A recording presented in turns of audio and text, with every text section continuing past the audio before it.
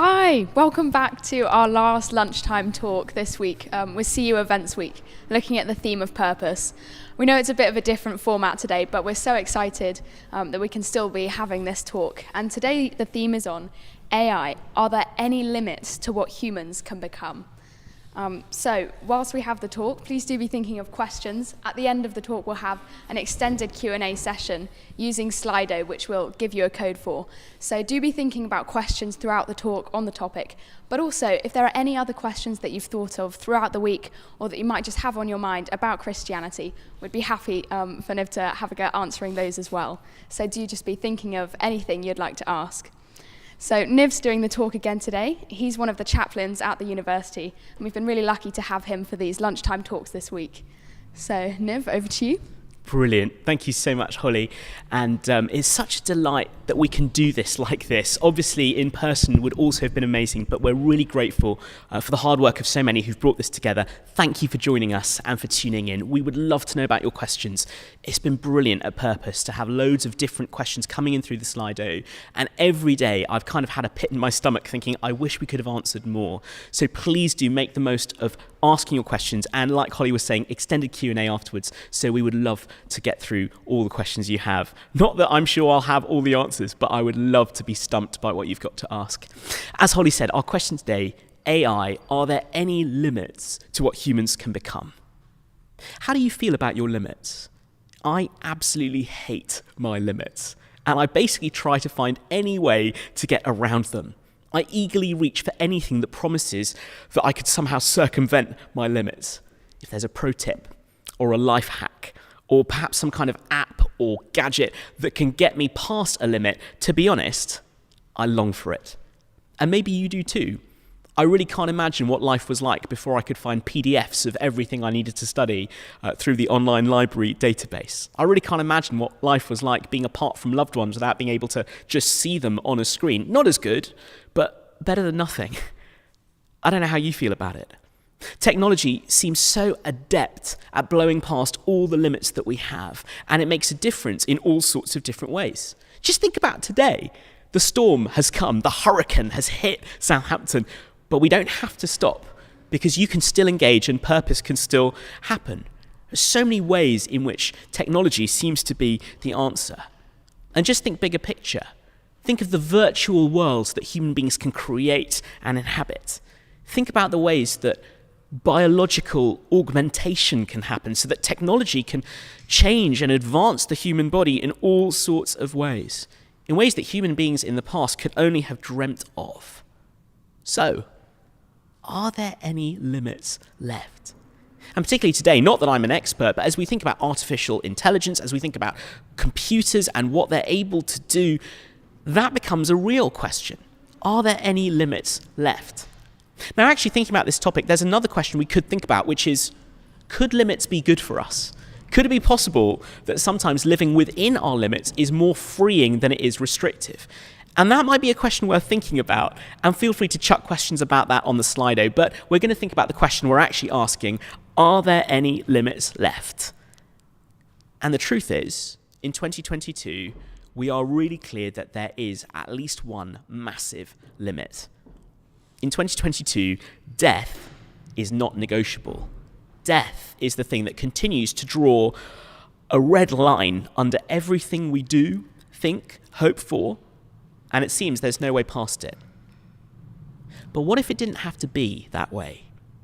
Do you know today a significant number of people around the world believe that death does not have to be the end, believe that humanity has a real hope of outlasting it, and that annihilation and oblivion don't have to be our destination. Some of them even study at Southampton University, I'm pretty sure. And I'm not talking about Christians. I'm talking about the people whose belief in technology is that it could get us over the limit of death. It could get us across that red line, that there might be increases in anti-aging technology, or ways for us to augment our lives so that we never have to meet an end anymore. And I don't think these attempts are evil. I think they're exciting.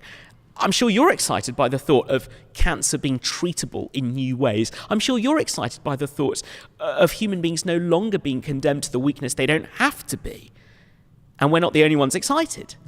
Silicon Valley startups and Nobel laureates and billions of pounds are going into research on this. All over the world, billionaires you could name, and I'm sure many more that we couldn't name, are thinking about how we could find our way through death. And why are the super rich funding it? Well, Daniel Ives, who works at Shift Bioscience in Cambridge, said this once in an interview with the Financial Times. The individuals contributing this wealth don't have anywhere else left to go. The funders have got everything, the high life and more profit than they can dream of. The only thing left to do is to change reality. This really feels like a new frontier because we've never been able to stand on the precipice of resetting our biology and having a second life. What if the party never has to end? What if humanity can transcend all the limits?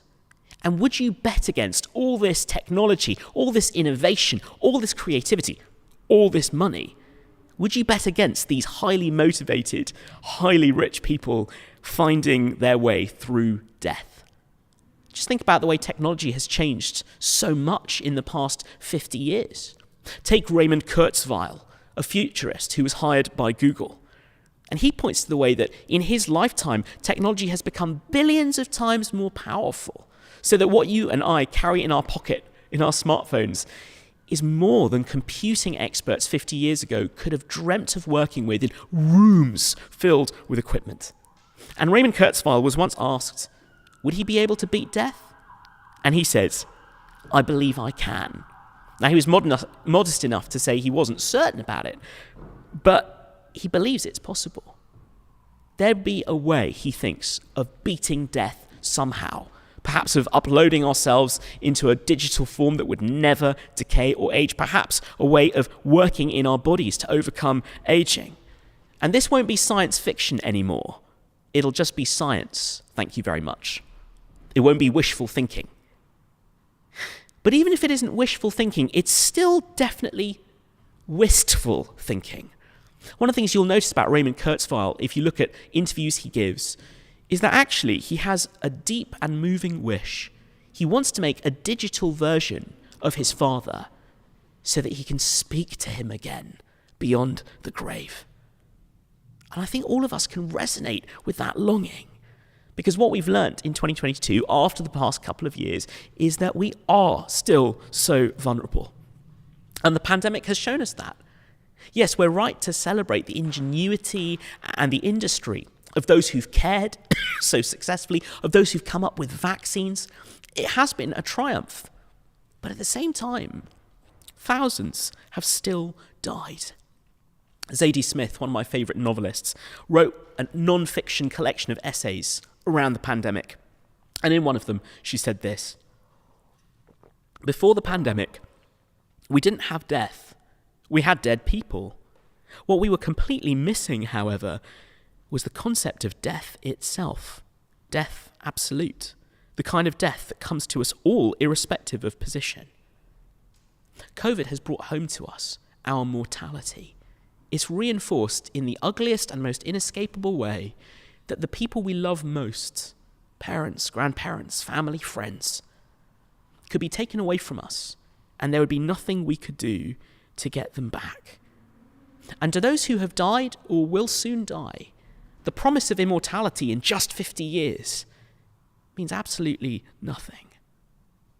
So should we resign ourselves to death? Will it be that limit we can never overcome? I'm not so sure about that. But I'm also not so sure that Kurzweil and the others are going to be able to deliver on what they promise and what they hope for. And again, I don't think they're evil or malicious. I think they're striving towards something noble. I just wonder if they can get there. Here are a few questions about the route they're taking, about these technological surrogates for immortality. Firstly, will this immortality be for everyone? Absolutely not. Right now, the conversation is basically just for the super rich. And unless you are unbelievably wealthy, you can't even get into the conversation. For the vast, vast majority of people in the world, this means nothing right now. And that has to matter to us. Another question, can we trust technology to replicate every bit of a human being? Whether you study philosophy or neuroscience, you will know that consciousness is an open question in the academic world, and nobody has gotten to the bottom of it. When we think about consciousness, we appear to be tugging at the hem of a great mystery, all the more mysterious because we have to use our consciousness in order to think about our consciousness, and there's no way of getting outside of that so that we can actually have a proper scientific control. Can we really reduce ourselves in a way that leaves nothing behind? I don't know if you like The Hitchhiker's Guide to the Galaxy. I loved those books growing up. I still think they're hilarious. You might know what the answer to life, the universe, and everything is. It's the number 42. But what's the question? And the books have this hilarious moment where no one really knows what the question is, and it's playful and funny like the rest of the book. But for me, that also raised another question. What if the issue isn't just what we're asking, but whom we're asking? Here's the thing. If you ask a computer that question, and in the book it's Deep Thought, a supercomputer who comes out with the answer 42. If you ask a computer the most meaningful questions, no matter how powerful that computer is, you will only get a computed answer. As Lord Martin Rees, once the president of the Royal Society, put it, to compute is not the same as to comprehend.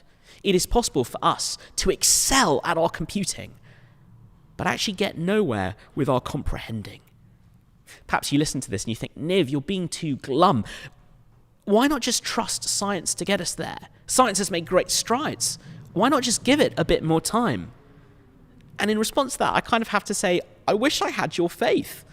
I mean, if you're not going to buy that line of reasoning when Christians tell you, hey, just believe God and in the end, it'll all become clear, why buy that line of reasoning when it's big tech telling you to just trust it and wait for an answer? Because here's the thing. Has technology succeeded in bringing us the life that we're craving, the life we want the other side of death? There are problems of quantity.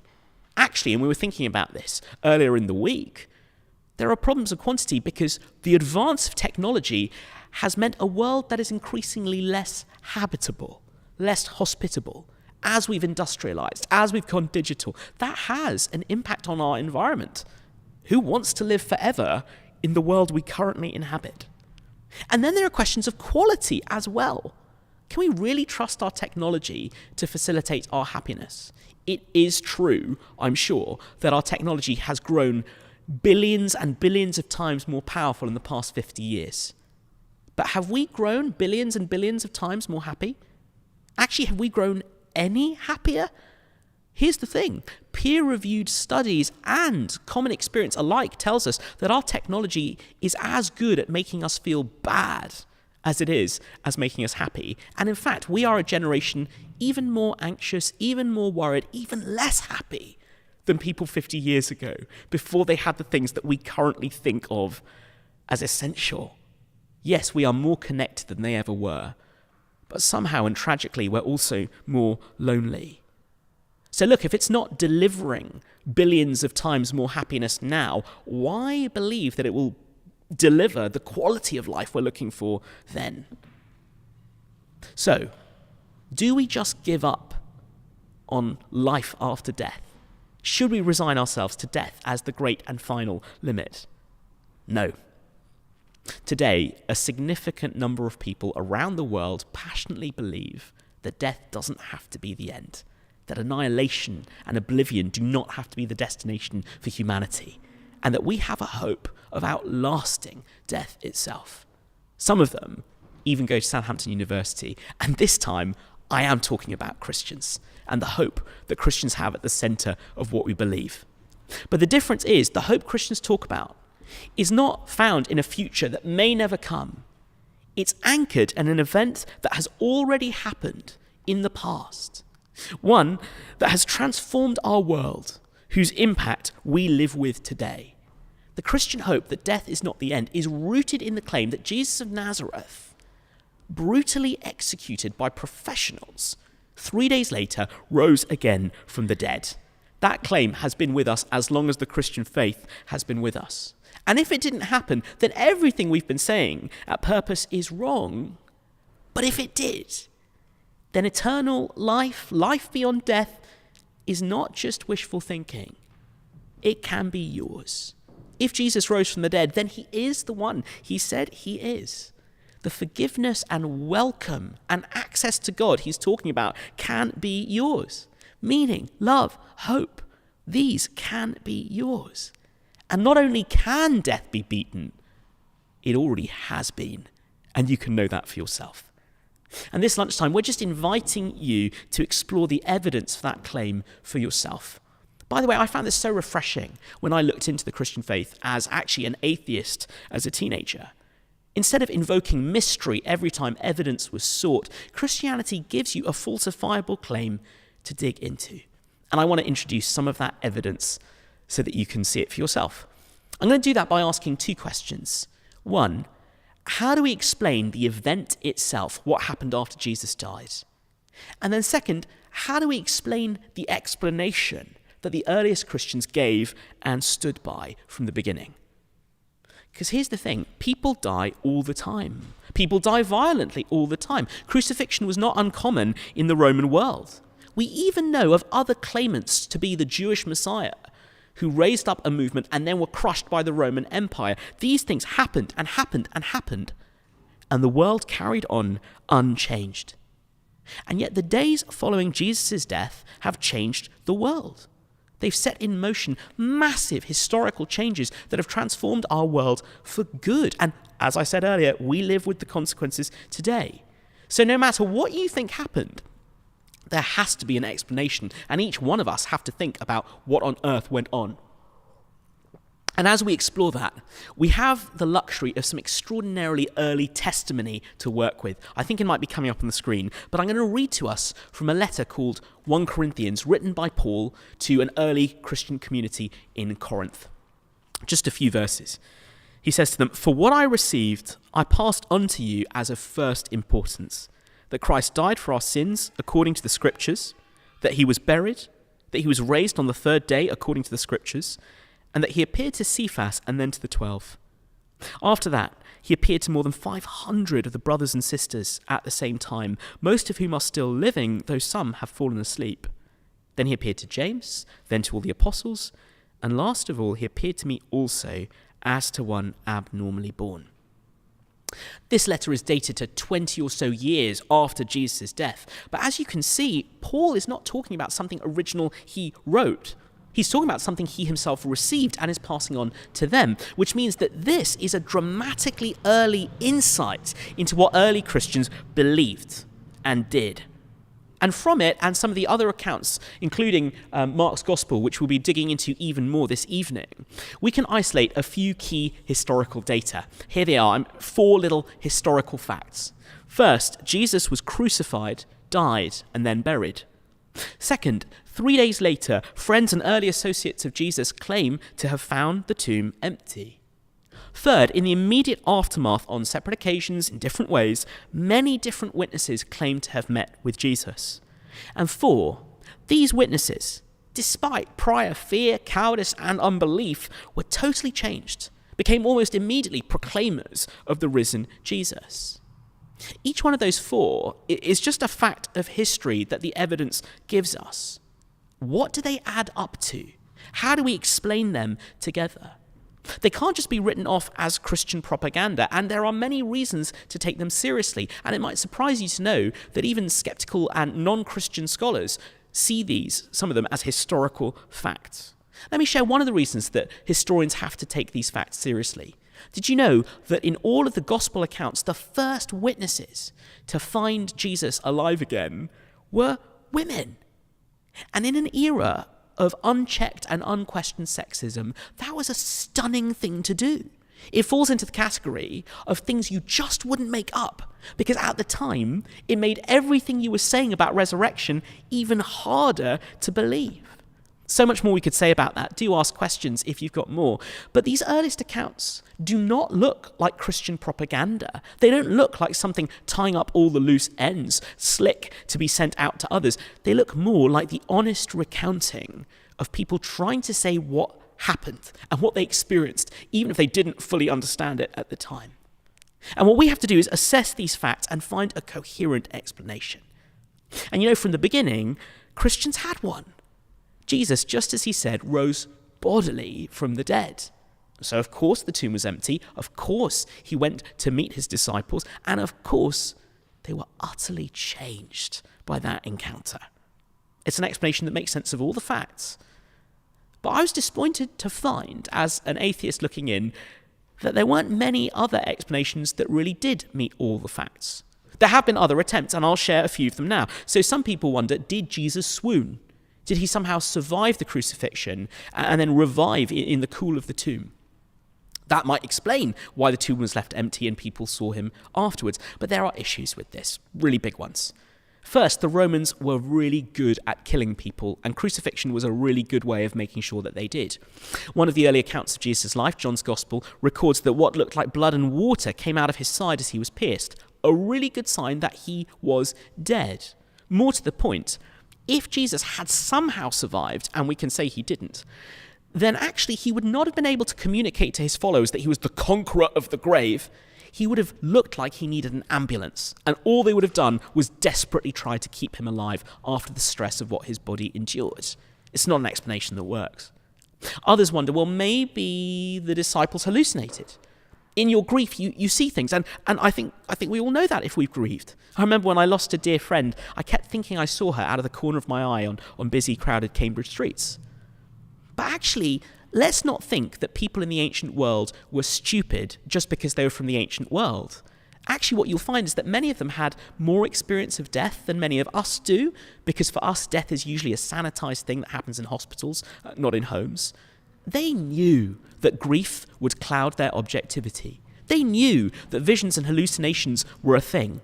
That's why one of the followers of Jesus, Thomas, doubting Thomas, was not prepared to believe that Jesus had risen from the dead until he saw evidence. And that's before you get to the fact that these hallucination attempts don't make sense of the appearances we see. People weren't just seeing a vision, they were talking with Jesus, touching him, eating with him, seeing him eat stuff. That's not how hallucinations work.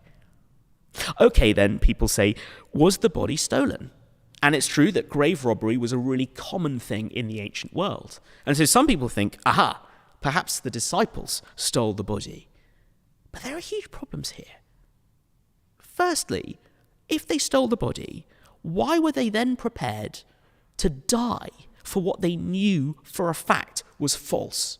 Often when I share this information, people say, but people die for their beliefs all the time. Correct, for what they believe is true. Who dies for what they know for a fact is false? And that's what we have to say if we're saying the disciples stole the body. More to the point, what about those 500 witnesses all at once? Were they all in it? How did they keep it together? It's conspiracy theory thinking beyond anything else to think that they could have done this. So think about Blaise Pascal, the French mathematician and genius. You may know him from his triangle. He once said this in his Pensées. Followed out to the end, and imagine these men meeting after Jesus' death and conspiring to say that he had risen from the dead. This means attacking all the powers that be. The human heart is singularly susceptible to fickleness, to change, to promises, to bribery. One of them only had to deny the story under these inducements, or still more because of possible imprisonment, tortures, and death, and they would all have been lost. Follow that out. Others say, okay, well, maybe someone else stole the bodies. The authorities, perhaps. They were, after all, guarding the tomb. But that one's the most ridiculous one of all. Because all they had to do to squash the early Christian movement, which they very much wanted to do, was produce any evidence of Jesus' remains. But here's the thing, Christianity survived and even snowballed, because the claim that Jesus had risen from the dead, blatantly falsifiable as that was never successfully falsified. And all of that comes into sharper relief when I ask my second question.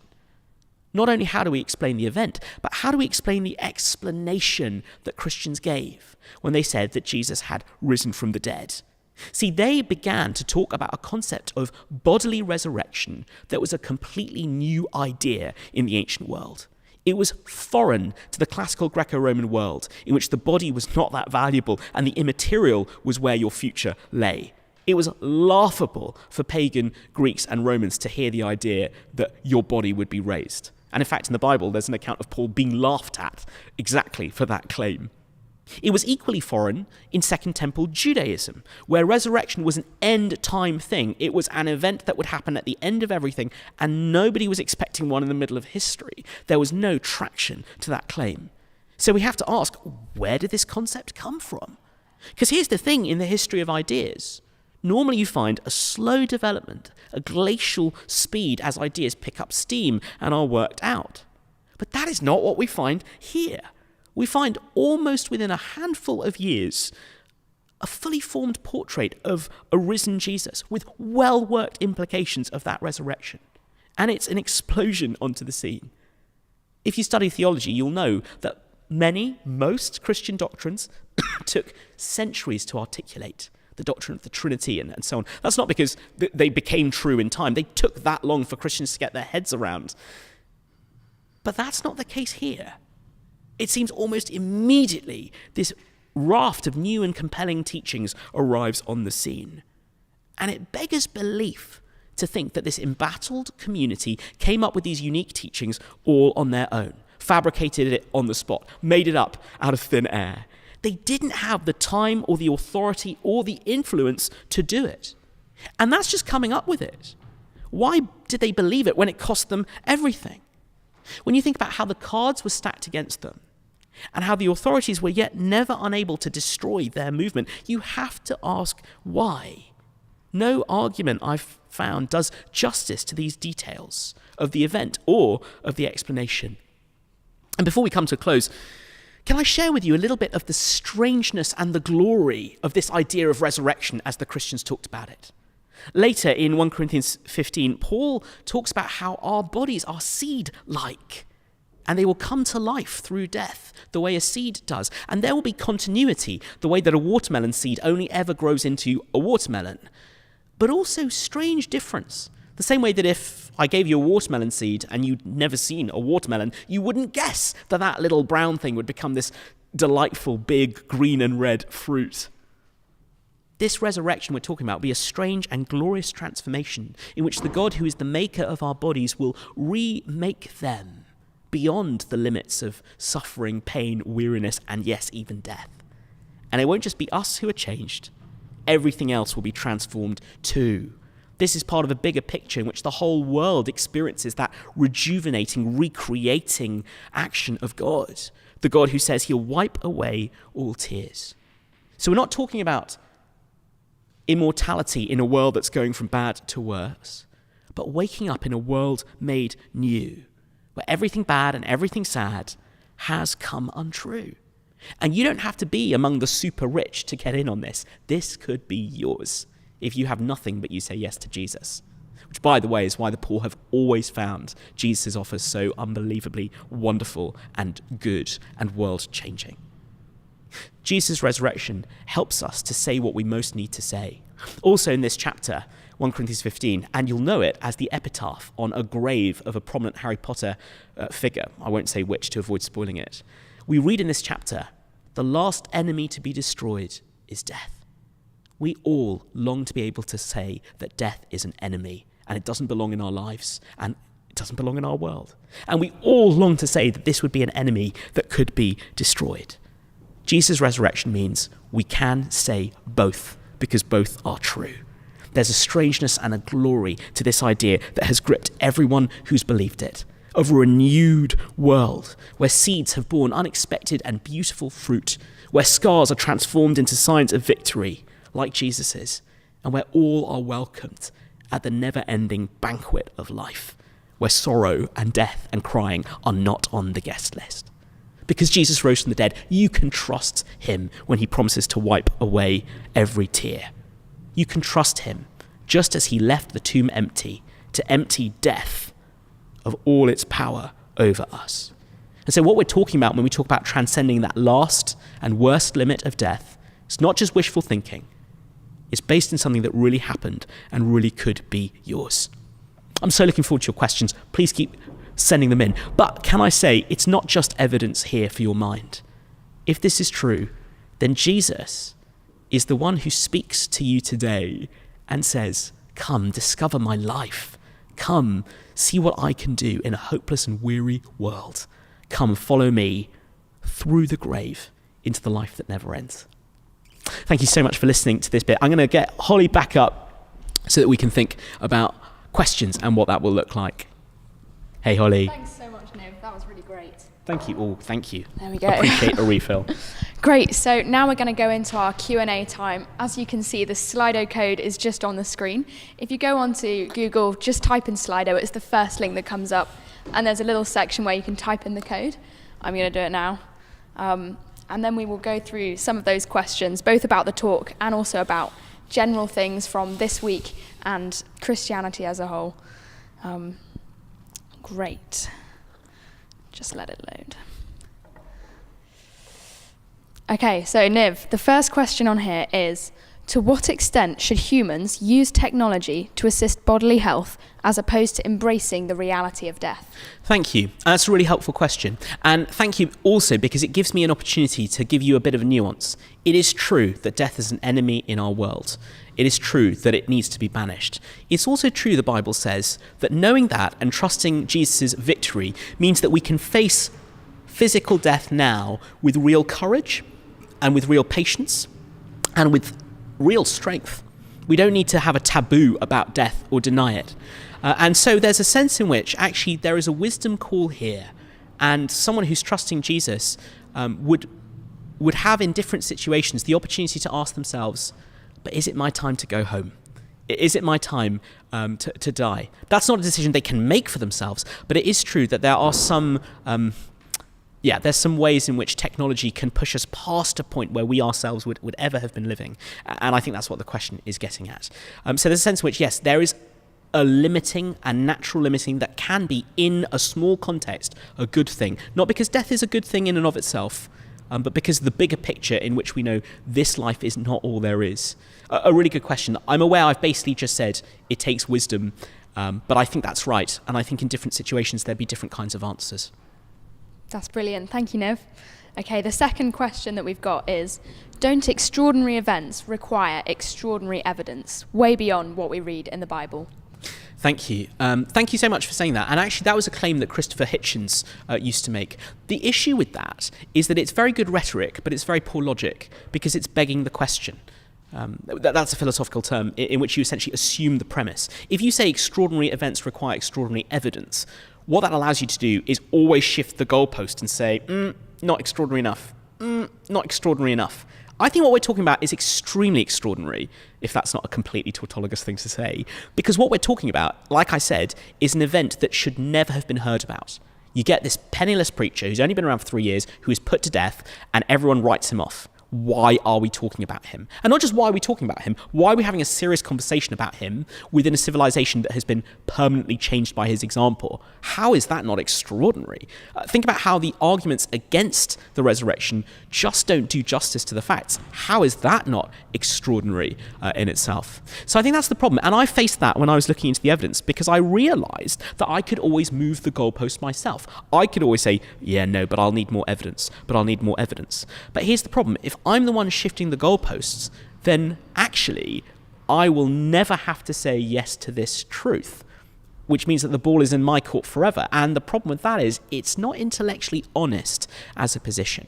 So I think the question you have to first ask is, if you're going to say extraordinary claims require extraordinary evidence, first understand what you mean by extraordinary. And if this is a way of saying, therefore I'll never believe it, nothing will ever convince me, then at least recognize that that's what you're doing. But please don't do that. Don't shut yourself in on a conversation that could be so much richer and more life-giving.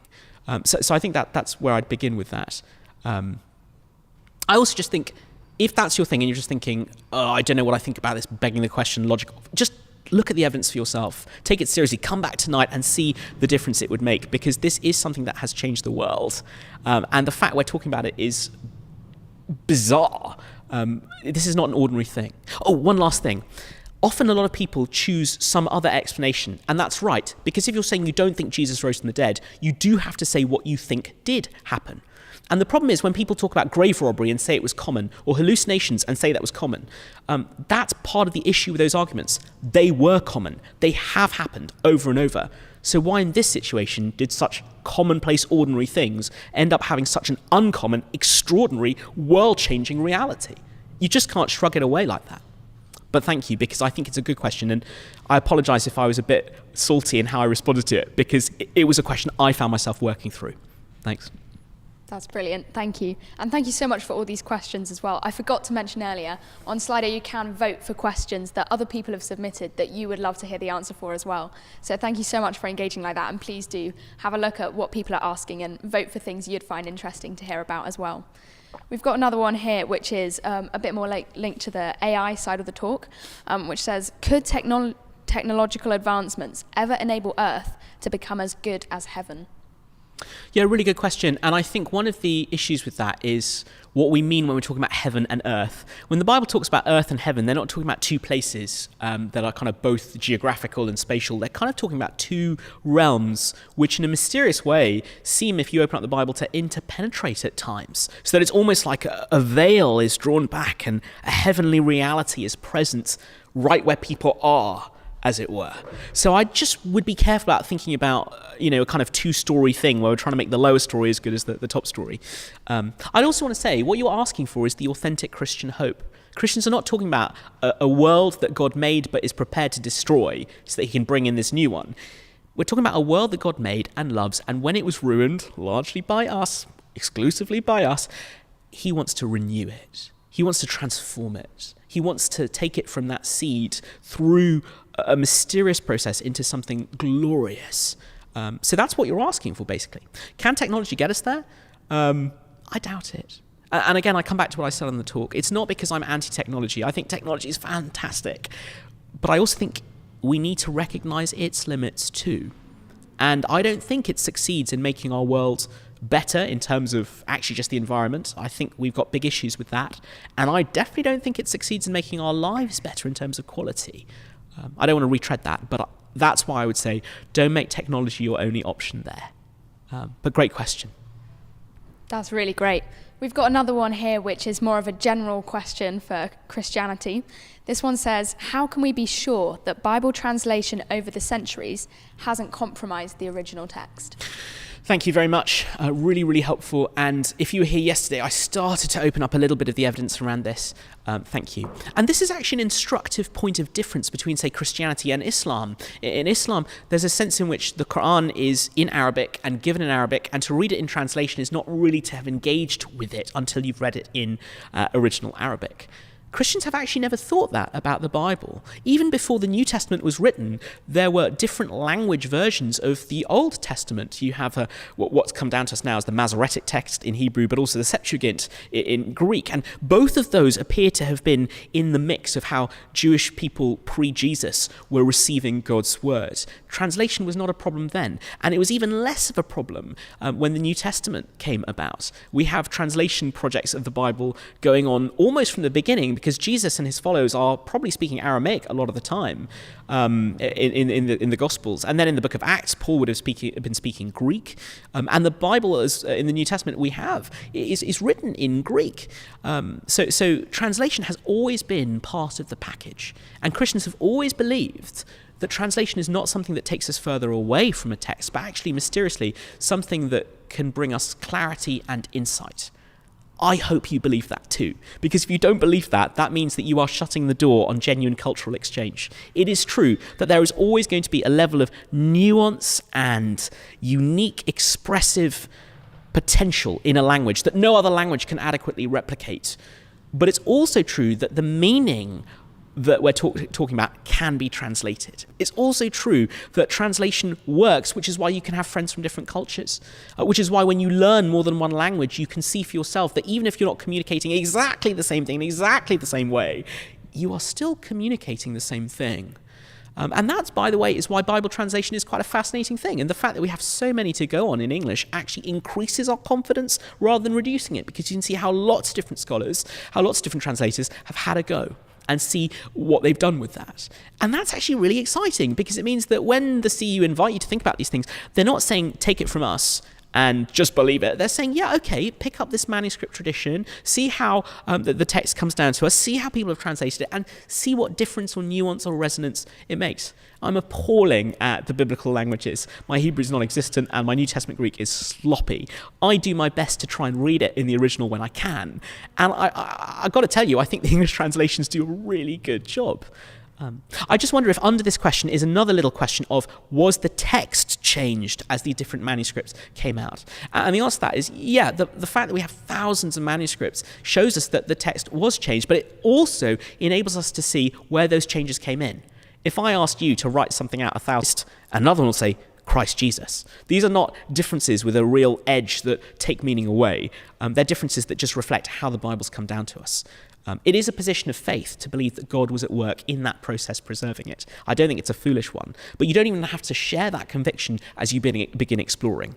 You can just start the process exploring with what you have to work with and see where it takes you. Brilliant. Thanks, Niv. This one is, again, about technology more. It says, what will happen when/if science and technology allow us to live forever? For example, living consciously beyond our bodies. Thank you. A really good question. That is what is known as the singularity in the jargon of transhumanism, which Raymond Kurzweil and others are part of. I think first, I still think it's an open question whether science ever could. I take you back to that idea of computing is not the same as comprehension. I still think it's an open question as to whether the human being, mysterious as it is to each one of us, even though each one of us is one, can ever be fully replicated in some sort of digital world. But even if that were possible, I think what's more exciting is the reality that there is more going on with our bodies than a husk that you have to leave behind. Christianity says that bodily pleasure and bodily joy is a thing made by God, and actually our technological surrogates for it will never be able to replicate that. I think in all sorts of ways we know that. Do you know that weird paradox when you're talking to someone on Zoom? To see their face, you have to look at the screen, which means that your eyes are not looking at their eyes. But to try and make eye contact, you have to look at the camera, like I'm doing now. But to do that, you can't actually see their face on the screen. So either you pretend that you're making eye contact and can't really see them, or you actually see them and don't look like you're making eye contact. I think that's a really good little summary for how technology, while so incredible, is never quite able to match being in the meat space, as people would call it. And so I think that's going to be thrown into the cocktail as well. So yeah, even if technology were able to go to places that right now it's shown us no evidence being able to take us, that still wouldn't invalidate the real hope of a bodily future beyond death, which is worth having and worth living for. Thank you so much, Niv. We're just going to give you a bit of a breather for a minute, and we will get on to the rest of the questions in a moment. But before we do, I would love to just say again, it's so nice that you're watching along with this today. And we have got our last event happening this evening. It will also be online, and that will be on the theme of Enduring Purpose, Isn't Death Just the End? A big topic, and we would love for you to be engaged and involved with that. If you would like to, we'd really like to see you in person. And although the talk will still be happening online, if you DM the CU groups on Instagram or Facebook, we'd love to put you in touch with some people in halls or houses near to where you are, so that you can maybe eat together and just watch the talk along together, so that you can still have discussions, conversations, chat to each other about your opinions and what you take away from the talk. So do get in touch if that's something that you would be interested in. We would so love to see you in person. And either way, we will be putting out the link for that talk later, so really hope that you can join us for that as well. Okay, so now we're going to just go on to the rest of the questions. Do keep sending in anything that you'd like to ask and voting for the things you're interested in hearing the answers for as well. Okay, so this next one is, again, a bit of a general one, but does link to the lifetime thing. It says the early humans, like Moses, lived to a greater age. So why would it be unbiblical for us to live as long as they did? Yeah, and I think my answer to that is I don't think it would be unbiblical. That's what I was trying to say earlier in the talk, and maybe I didn't kind of communicate it. I don't think people trying to extend lifetimes is a bad thing. I don't think people trying to combat aging is a bad thing. If I could get my hair back from 10 years ago, believe me, I would do it. So I don't think that'd be a bad thing at all. I don't think it'd be unbiblical. But at the same time, just because we want it to be true doesn't mean it will be. And I guess that's worth factoring in as well. It's worth saying that the big ages of people in the Bible is a sort of a mystery that people often come to and wonder about. I don't know exactly what I think about that. Can I just throw in something worth knowing as well? It seems to be very common in ancient sources, mythologies, etc., to talk like that. And I know that, for instance, in some Babylonian sources, people are living to thousands of years, which no one in the Bible actually is. So this sense of great longevity in past ancient generations seems to have been a fairly common intuition, and the Bible appears to be at the much more modest end of it, because it's not talking in millennia as some of the others were. Thanks. This next question I'd also quite like to hear the answer to. So this one is, if artificially intelligent machines have a soul, would they be able to establish a relationship with God?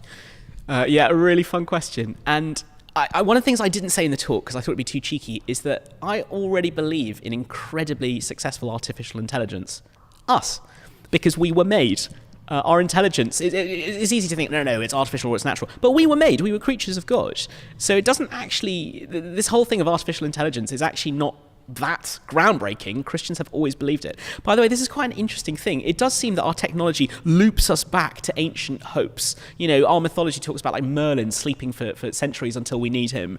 But we also talk about cryonics and people sleeping for millennia until they can come back. We talk about being uploaded into the cloud, free from your body, able to live forever in virtual reality. Well, the ancient Gnostics, that was basically all they were thinking about. It was so exciting for them. So it's interesting how some of these ancient hopes kind of appear to loop around, and the Christian faith was saying, have the real thing. Have the real thing. Okay, so on this thing about if you have artificial intelligence with souls, what would happen there? I don't think that would be a problem for God. And he would know what he was doing with them.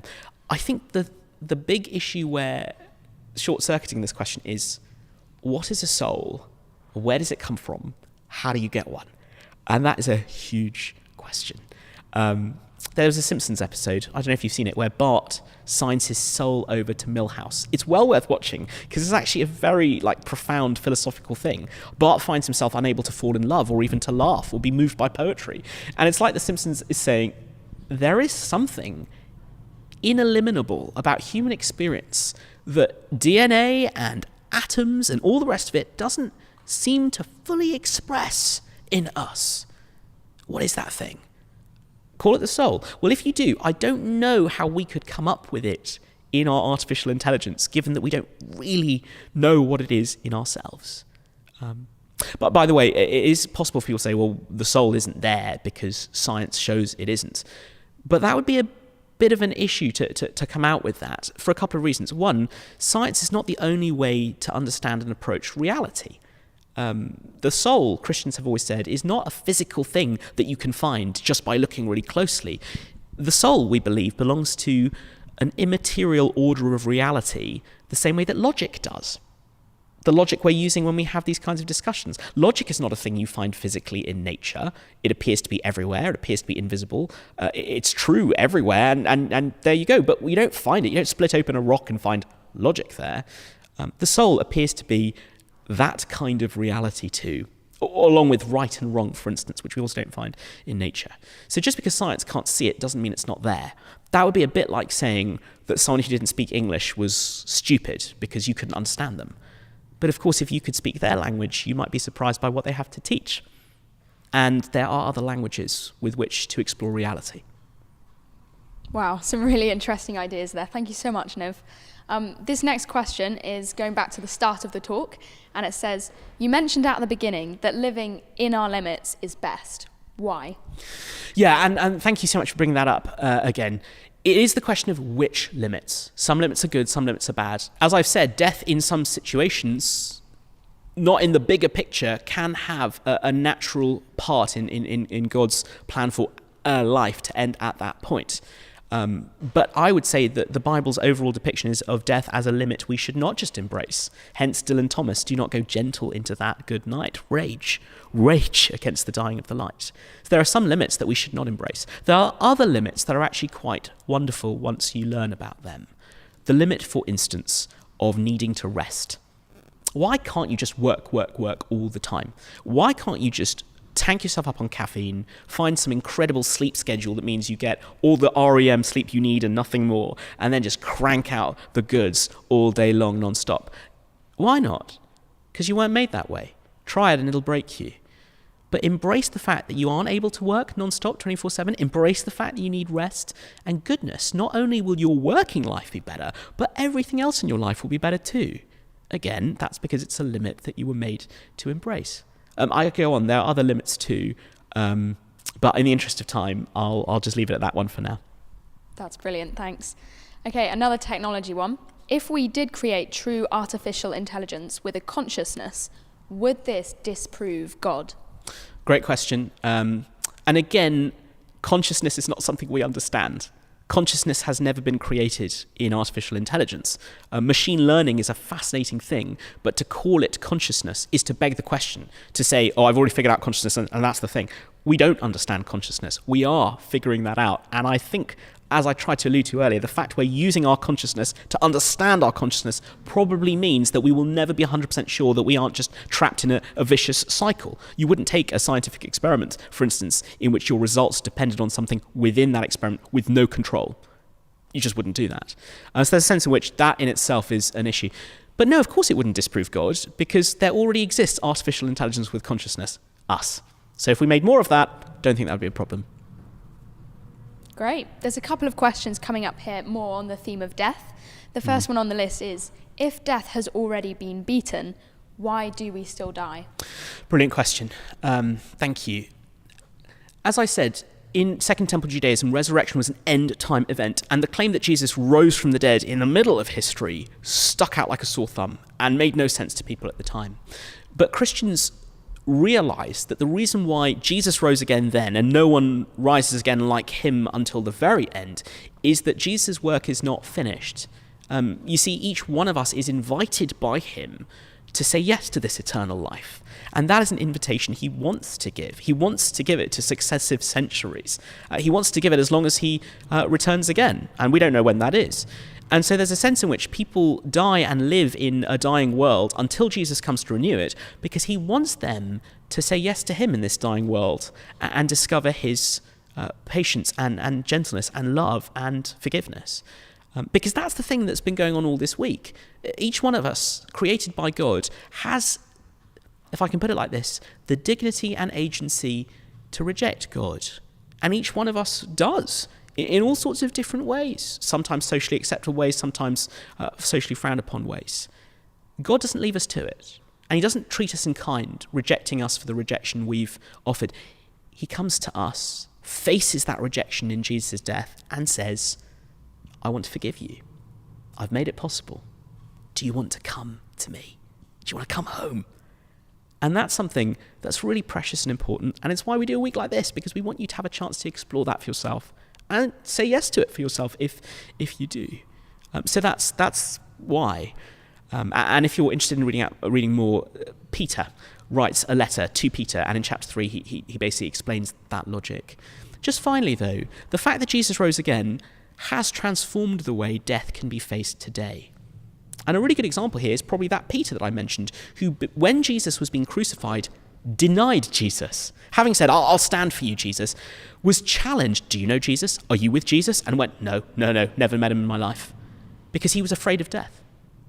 Somehow, after Jesus' death and resurrection, things were completely different, and Peter was prepared to say, I'll take death if it means I can still follow Jesus, because this death is not actually going to hurt me, and I have the life that not even death can end. That would make such a difference in our world today, to know that you had the life that not even death could end. That would be everything to a world trapped in fear after a pandemic. And that's why we would love for you to engage with that and see if it could be yours. That's so good. Off the back of that, there is a question about making that decision and putting your trust in that, where it says, why should we trust in anything less than certain in life? Because it's not 100% certain that there is life after death. Thank you. And I think the bad news in answering to that question is that there is nothing that is 100% certain. Take a crash course in Descartes, and you'll find yourself doubting pretty much everything except for the fact that you can think, although actually even then there's a circularity to that. What do you mean when you talk about 100% certainty? It might be that you're a gifted mathematician who finds the beauty of a mathematical proof certain, and that is wonderful. But you will know that that is a pure mathematician's delight. It doesn't extend to the way most of us normally live. The rest of life features a different kind of certainty and proof, in which the threshold is not exhaustive evidence, but sufficient evidence. You and I live our lives doing all sorts of things on the basis of knowing enough, because knowing everything is not possible for any one of us in anything, and yet that doesn't cripple us in life. We get on, and we make all sorts of decisions and investments that are our life, not just changing our life, but are our life. And I guess all I'm saying is, why not approach the claim of Jesus with the same level of reasonableness that you approach everything else, the relationships you form and the things you study, if you're prepared to take it on people's word and to trust them. And I think all of us do that. None of us have done all science from the beginning and checked every experiment and worked through every proof. None of us would learn. You would die before you got to the basics if you tried that. If you're prepared to do that, and that's a good enough way to live, then it ought to be a good enough way to explore Jesus' claim to offer you life. So yeah, nothing is 100% certain in that sense. But insofar as historical evidence can help us say something happened, we've got enough to say this happened. And if it happened, enough to say, yes, I should trust it. And I just love this question because it's true. We're not just talking about believing something happened. We are also talking about a commitment that we make in the light of that to say yes to Jesus. And that might not be something you're ready to make at all. You're watching this, you're just tuning in, that's fine. But it might also be something you are ready to make. And it could well be that God has brought this week into your life so that you could. Do reach out. Do say yes to him. Do chat to us if you want any more info about that. And do come back this evening. Come in person for an opportunity to do that as well. Thanks. Great. It's good to be able to use this extended Q&A so that we can talk about some of the general questions from the week as well as the topic-specific ones for today. But just going back to thinking about AI again, we've got a question here which says, would artificially intelligent beings be better Christians than humans are? And how would this impact the Christian view of human depravity? Yeah, what a fun question. Goodness, do you know what? I know like less than nothing about most things, so it's just such a privilege to be able to think about such creative questions. What is a Christian? A Christian is a human being redeemed by God. The claim of the Bible is that humans are made in God's image. That image, never lost but marred because we reject him, is then renewed when Jesus saves us and draws us to himself. And so whatever else artificial intelligence might become, it wouldn't become that. It would be another thing. But that's okay because actually the Bible tells us about things that are not Christians that God loves. Everything else. Creation. What do you think storms are doing? The Bible has metaphors to say they are shouting the praise of God as they rush through the world. What are trees doing? The Bible says that they're thrusting their arms in the air with joy. What are animals doing? They're barking and they're roaring for the delight of being made in this world. And that's one side of it. We also live in a world that's fallen. Some of these animals are, ripping each other apart, and some of these storms are ripping buildings apart. But the point is, there is a category for non-human life rejoicing in God. It wouldn't be a problem. It would encourage us. And there's a sense actually in which I think even nature is given to encourage Christians. I mentioned this on Monday. Jesus says, look at birds, look at flowers, and then you'll understand the way God cares for you, because you see how the birds are fed even though they're not doing factory farming, and you'll see how the flowers are clothed even though they're not looking at fashion designs and getting out their sewing machines. Awesome. We've got a question on something that I think we've touched on less so far, which is about the crossover between humans and technology. So it says, what is your opinion on Neuralink, developed by Elon Musk as an interface between machine and human through an electronic brain implant? Yeah, great question. That just really reminds me, there's a scene in Friends where Ross is telling this preposterously gorgeous model who's moved in with Joey about how you could upload yourself into a computer. And she's really excited by this. And Ross says, you know what we're doing? We're interfacing. And she just gets up and leaves because that was too far and too weird. So I'm sorry, that's just what the question reminds me of.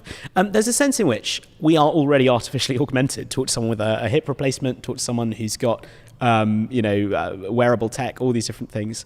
And so I think I would say approach with caution, not because I'm saying this stuff is necessarily bad. It could be brilliant. Technology has the potential to do brilliant things. but also because while it makes good things easier to do, it can also make bad things easier to do, and bad things easier to see, and bad things easier to say. And I think that is just a good caution for all the technology we use all the time. So I don't think it's necessarily bad. I do think we want to just be cautious and think about it. I'm not sure Elon Musk is going to be wanting my opinion on anything he does, but there is a sense in which I think all of us have that open question: what is our technology doing to us?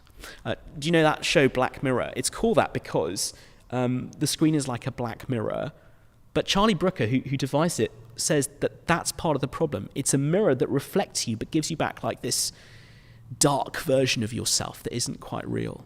And that's the kind of dystopian fear that our technology might be doing that. I think we're wise to be open to the possibility that it does, to ask whether sometimes giving our phone a break, giving our phone a day off, putting it in a drawer and forgetting about it might be a good thing. And if you're wearing the Neuralink, maybe that would be good to give that a few days off as well. Awesome. Another more general one. It says here that we've talked about the disciples' sincere belief in the resurrection as evidence for the Christian faith. But don't many other religions have well-known martyrs? Yeah, brilliant question again. Thank you so much for asking that. And it's true that well-known martyrs exist. I think the question you have to ask is, what were they martyred for? And the point I was trying to make in the talk was, if you think the disciples stole the body and lied about it, if you think they invented the resurrection themselves in a sort of malicious way, then what you're saying is they were prepared to be martyred for something they knew was false. That is not something any religion is prepared to admit that it has, because that would be a massive own goal to say, yes, our martyrs have died for something they know is false. So the whole point about religious martyrs is people are dying for what they believe is true. Yeah, Christians, the early Christians were dying for what they believed was true. That then means we have to ask the question behind that: why did they believe it was true? Even when it cost them everything? Even when it was a stupendous innovation conceptually? And remember, it's not like we have, brilliant Oxbridge theologians among the disciples. Paul was pretty brilliant, actually, but he came into the picture later. That's why he said he was abnormally born. We are talking about normal folks, fishermen and tax collectors. And are we really saying they came up with a theological innovation so pregnant that it has shaped 20 centuries on the back of an envelope? What? Do you know what I mean? So these are the kind of questions you need to ask when you say, oh, they just died for something they believed was true. Where did they get that belief from? Why did they think it was true? Thank you for that question. That's brilliant. Thanks. I think if we go with one last question, and that is, could we become God if we use technology to stimulate a universe? Gosh, I just love that question so much, because it's exactly the kind of question you should ask. And actually, it's exactly the kind of question the Bible is encouraging us to think about. There is a sense in which you will never be God because you are a made thing, and he is the maker. And there is a qualitative difference between God and us. God is not an object in the universe like us, just somewhere far away, but bigger than us and stronger than us. He's not an object in the universe. He has the relationship to reality that, say, an author would to a fictional world they create. He's not isolatable within it. He is outside it and bigger and different. So we will never become just like that. But astonishingly, the Bible says that human beings will become as like God as possible. In fact, we were made in God's image in the beginning, and we have the stunning promise that Peter talks about again in that second letter, that we will become partakers of the divine nature. And he doesn't mean that somehow God will make us unmade, because that's not possible. We have a beginning and an end in God. What it means is that we will be drawn into a close union and relationship because God chose to become fully human, just like us, and as it were, to stretch out his arms to embrace us, the human family, and draw us to himself so that we could share his name, so that we could be brothers and sisters of Christ, who is God, and therefore participate in the divine nature. So actually, that's on offer. Would you like to be God? Well, in every possible way you could be, that is what Jesus says he wants to do, to bring you to the closest kind of relationship that transforms you, and transforms you forever, because God's glory is infinite. Even after a billion years of being like him, you will not run out of godness to grow into and enjoy. So I don't think technology will get us there. I don't think that's a particularly possible thing, but I also don't think getting there would be a problem. God is not jealous of us, and he is not a rival, and he's not threatened that we might become godlike. He wants that for us, not because it's possible for us to become God, but because he seeks to draw us into a closeness that is beautiful beyond words. And it could be yours. Wow, thank you so much, Niv, and thanks for the talk as well. That's been really helpful. Thank you so much, everyone, for engaging and sending in questions. I think we've covered most of the points that have come up, but if there's anything that you're left wondering or wanting to ask, please do feel free to send a message to the Purpose Instagram account or any other members of the Christian Union. We'd all be really happy to chat to you about things that have come up. Just to remind you again, it's our final event happening this evening. That's on the theme of enduring purpose. Isn't death just the end? We'd love to see you there in person. If you send us a message, we'd love to sort out people for you to watch along with, maybe have some food with as well, so that those discussions can keep happening. But either way, hopefully we'll be able to have you join with us online. And just thank you so much again for coming. It's been so great to share this with you and the whole week as well. And thank you so much, Niv, for answering all these questions and giving these talks this week. Great, thanks. Thanks for joining us.